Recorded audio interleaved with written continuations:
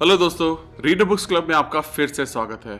आज हम बात करेंगे बुक जिसका नाम है द मिलियनेयर नेक्स्ट डोर, जिसे थॉमस स्टैनली और विलियम डेनको ने लिखा है।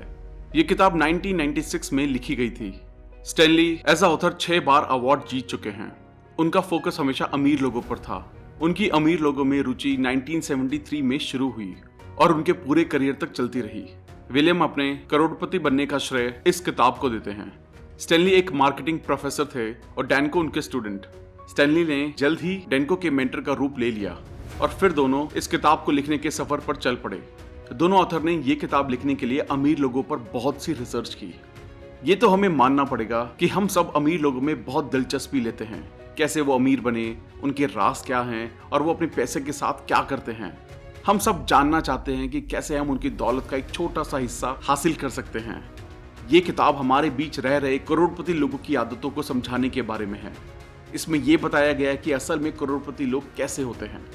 अगर आपने अब तक हमारे चैनल को सब्सक्राइब नहीं किया है तो इससे पहले कि आप वीडियो में खो जाएं, इमीडिएटली चैनल को सब्सक्राइब करें और वीडियो को लाइक भी कर दें। आप हमारे चैनल को ज्वाइन करके लाइव बुक वर्कशॉप के भी बेनिफिट ले सकते हैं।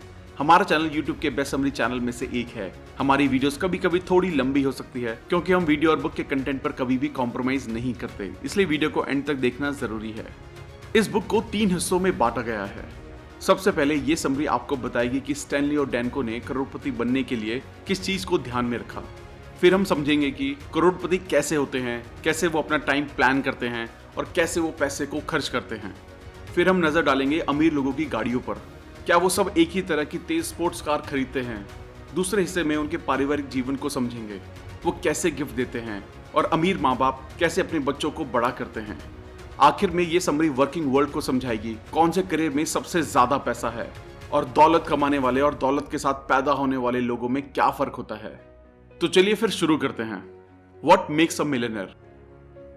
ये कैसे करोड़पति बन सकते हैं? ये करोड़पति जैसे नहीं दिखते हैं। ये करोड़पति जैसे कपड़े नहीं पहनते हैं, ना उनकी तरह खाते हैं, ना ही उनकी तरह बर्ताव करते हैं। इनके नाम भी करोड़पति जैसे नहीं हैं। ऐसे करोड़पति कहाँ हैं जो करोड़पति जैसे दिखते हैं? स्टैनली और डेनको जब अमीरों के बारे में सोच रहे थे तो उन्होंने सिर्फ पैसों वाली चीजों को ध्यान में नहीं रखा। उन्होंने जाना कि अमीर उनके पास होने वाली चीजों पर ही ध्यान नहीं देते हैं। कोई बहुत अमीर हो सकता है और आपको पता भी नहीं चलेगा। हो सकता है जो गाड़ी वो चलाते हैं, जैसे कपड़े वो पहनते हैं या उनकी कलाई पर बंधी घड़ी को देखकर आप ना बता पाएं। जिन्हें हम अमीर मानते हैं उन्हें एक हाई लाइफस्टाइल दिखाने के बदले बहुत से अच्छे एसेट्स रखना पसंद होता है। इस किताब के लिए ऑथर ने उन सबको दौलतमंद माना है जिनकी नेटवर्थ $1 मिलियन या उससे ज्यादा है, यानी कि लगभग 7 से 8 करोड़ रुपए।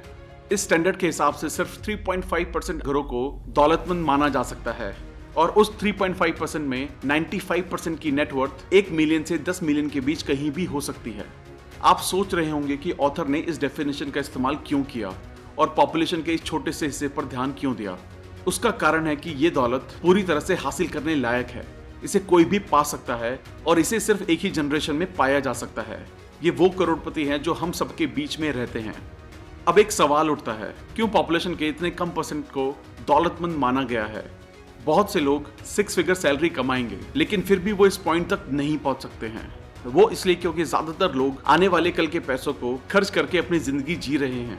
बहुत से घर पूरी तरह से उधार पर डिपेंड है। वो पेचेक टू पेचेक जी रहे हैं और सेविंग को खर्च कर रहे हैं। ये वो लोग हैं जो अपना पैसा ऐसी चीजों पर खर्च करते हैं जो उन्हें लगता है कि उनको अमीर दिखाएगी, बल्कि फैक्ट ये है कि ये चीजें असल में उनकी दौलत को कम करती हैं। करोड़पति जिनको अमीर माना जा सकता है हमेशा बजट बनाते हैं। वो बजट बनाकर और खर्चों को काबू करके करोड़पति बनते हैं और वो अपना स्टेटस भी इसी तरह बनाकर रखते हैं। अमीरों का सर्वे करके ये पता चला है कि ज्यादातर करोड़पति एनुअल इनकम के तौर पर अपनी पूरी दौलत का 7% से भी कम हिस्सा रखते हैं। इसका कमाल का रिजल्ट ये निकलता है कि जो भी फिगर इस 7% के अंदर आती है उस पर इनको इनकम टैक्स देना पड़ता है। दौलत बनाने के लिए अपनी टैक्स लगने वाली इनकम को कम कीजिए और अपनी बिना टैक्स वाली इनकम को बढ़ाइए। एक घर को उनकी हाई इनकम के बाद भी एसेट पुअर माना जाता है। इसका मेन रीजन ये है कि वो एक हाई कंजम्पशन जिंदगी जीते हैं और ऐसा करने के लिए उनको अपनी रियलाइज्ड यानी कि टैक्सेबल इनकम बढ़ानी पड़ती है। ऐसे लोगों को खुद से एक सीधा सा सवाल करना चाहिए, क्या मैं अपनी दौलत के 7% हिस्से में जी सकता हूँ? सभी अमीरों में एक बात आम है जो है एफिशिएंट होना और उनके प्लान करने की एबिलिटी। अमीर बनने के लिए लोगों को सीखना होगा कि अपने वक्त, ताकत और पैसे का इस्तेमाल सही तरीके से कैसे करें। जो लोग ये समझते हैं कि उनको अपनी दौलत कैसे प्लान करनी है, उनमें इन्वेस्टमेंट के लिए अपने पैसों को साइड रखने की क्षमता होती है। सबसे अच्छा गोल है अपनी इनकम का कम से कम 15% इन्वेस्टमेंट के लिए रखें। यह आपकी दौलत को बढ़ाने में मदद करेगा। आपको पता होना चाहिए कि आपका घर एक साल में कितना खर्च करता है, और क्या आप जानते हैं कि आपकी ग्रोसरीज, पेट्रोल, बिल्स में कितना खर्च होता है। जब तक आप ये नहीं समझेंगे कि कहाँ और कितना पैसा आप खर्च करते हैं, अपने पैसे को काबू करना लगभग नामुमकिन है और आप कभी दौलत जमा नहीं कर पाएंगे। एक बेहतर अंडरस्टैंडिंग के लिए आपको अपने खर्चों को नोट करना चाहिए। आप एक अकाउंट की मदद से एक बजट तैयार कर सकते हैं। ध्यान रहे, जानकारी ही ताकत है। अगर आपका गोल फाइनेंशियली सिक्योर बनना है तो आप उसे हासिल कर लेंगे, पर अगर आपका मकसद पैसा अच्छी जिंदगी पर खर्च करने के लिए कमाने का है तो आप ये कभी हासिल नहीं कर पाएंगे। ऑथर ने अपनी रिसर्च में पाया कि सर्वे किए गए लोगों में से 25% लोगों ने 4 सालों में कोई गाड़ी नहीं खरीदी और सिर्फ 25% ने असल में ब्रांड न्यू कार्स खरीदी। बचे हुए लोगों ने सेकेंड हैंड कार ली या फिर लीज पर। इससे इस झूठ का पर्दा उठ गया कि अमीर सिर्फ चमचमाती नई गाड़ियां खरीदते हैं। आप अमीर होकर भी एक स्टैंडर्ड सेकेंड हैंड कार ले सकते हैं। Family life. ऑथर ने एक टर्म इस्तेमाल की है, इकोनॉमिक आउटपेशेंट केयर, यानी कि ईओसी।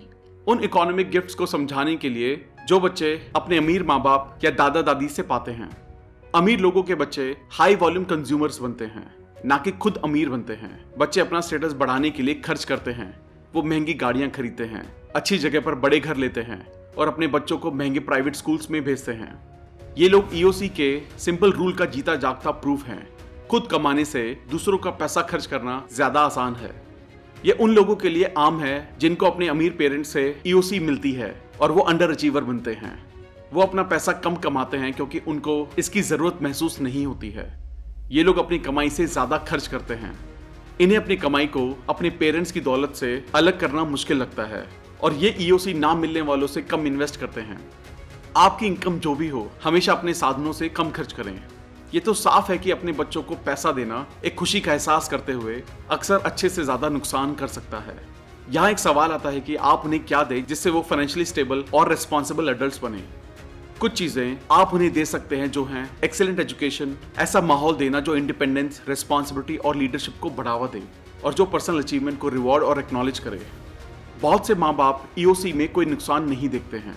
वो मानते हैं कि ये फायदेमंद हो सकता है और कुछ हालातों में ये सही भी है। हालांकि बच्चों में डिसिप्लिन और कमाने की काबिलियत होनी चाहिए बिना किसी सहारे और हाथ फैलाए। ये तब मुसीबत बनती है जब ईओसी पाने वाले इनडिसिप्लिन्ड, इररिस्पॉन्सिबल हों और खुद का पैसा कमाने का उनके पास कोई साधन ना हो। ऐसे 10 रूल्स हैं जो अमीर माँ बाप को अपने बच्चों को प्रोडक्टिव बनाने और पैसे के साथ जिम्मेदार बनने के लिए यूज करने चाहिए। अपने बच्चों को ना पता चलने दें कि आपके पास कितनी दौलत है। पैसे के साथ डिसिप्लिन सिखाने पर हमेशा ध्यान दें। जब तक बच्चे मैच्योर, डिसिप्लिन और अपने लिए प्रोफेशन ना देख लें, तब तक उन्हें अपनी दौलत का एहसास ना होने दें। अपने बच्चों के साथ अपनी विरासत को डिस्कस ना करें। नेगोशिएशन के लिए कैश का इस्तेमाल ना करें, खासकर अपने अडल्ट बच्चों के साथ। अपने बच्चों को पारिवारिक मामलों से दूर रखें। अपने बच्चों को एक मुकाबले के तौर पर ना लें। खुद को याद दिलाएं कि आपके बच्चे एक इंडिविजुअल हैं और इंडिपेंडेंट पर्सन हैं। हमेशा अपने बच्चों के अचीवमेंट्स को पहचानें, उनको उसके लिए अच्छा महसूस कराएं। छोटी सफलताओं को एक्नॉलेज ना करें। आपके बच्चों को यह समझाना चाहिए कि ये जिंदगी पैसे से बढ़कर है और उन्हें यह दिखाएं कि कुछ चीजों की कीमत पैसे से भी ज्यादा होती है। The workforce. ये किताब 1996 में लिखी गई थी और ऐसा माना गया था कि अगले दशक में लोग उतनी दौलत देखेंगे जितनी कभी भी नहीं देखी होगी। ये सही भी था। दौलत बढ़ी पर उसका डिस्ट्रीब्यूशन लगातार अनइवन होता गया। ऐसा माना गया कि अमीरों को हमेशा से ज्यादा सर्विसेज की जरूरत पड़ेगी। उन्हें परेशानियों को हल करने और उनके पैसे और जिंदगी को मैनेज करने के लिए लोग चाहिए होंगे। कुछ ऐसे प्रोफेशन हैं जिसमें पिछले 20 सालों में बहुत ग्रोथ हुई है। मेडिकल और dental care specialist, asset liquidators, facilitators and appraisers, educational institutes, professional services specialist, housing specialist, fund raising counsellor, travel agent, bureaus and travel consultants. ये बात साफ है कि दौलत जमा करने के लिए कोई जादुई फॉर्मूला नहीं है। सेल्फ एम्प्लॉयड होना एक अच्छा कदम हो सकता है, पर फिर भी ज्यादातर बिजनेस ओनर्स अपने पैसे को असली दौलत में नहीं बदल पाएंगे। एक बिजनेस ओनर होने के नाते आपको सफलता के बारे में पता होगा, आपको कंपटीशन का एहसास होगा और ट्रेंड का भी पता होगा। इस कारण से 5 में से एक बिजनेस ओनर जिसे अमीर माना जा सकता है, बिजनेस को अपने बच्चों पर चलाने के लिए छोड़कर जाएंगे। एक बिजनेस ओनर बनने के लिए आपके पास एक असल मोटिवेशन होनी चाहिए। आपको सेल्फ एम्प्लॉयड बनने की चाहत होनी चाहिए। एक सफल बिजनेस ओनर को उससे प्यार होना चाहिए जो वो करता है और उसे इसे अकेले करने पर गर्व होना चाहिए। अगर एक चांदी की थाली में बिजनेस को हैंडओवर कर देंगे तो आपको वैसे ही चाहत नहीं मिलेगी और बिजनेस पहले की तरह सफल नहीं रहेगा। तो दोस्तों, करोड़पति होने के लिए आपकी वर्थ $1 मिलियन से ज्यादा होनी चाहिए। हो सकता है करोड़पति बाहर से अमीर ना दिखें, आप उनकी चीजें देखकर नहीं बता पाएंगे। करोड़पति पैसे के साथ एफिशिएंट और रिस्पॉन्सिबल होना सीखते हैं। आपको अपने पैसों को खर्च कैसे करना है ये प्लान करना होगा। ये समझना जरूरी है कि आप अपना पैसा कहां और कैसे खर्च करते हैं।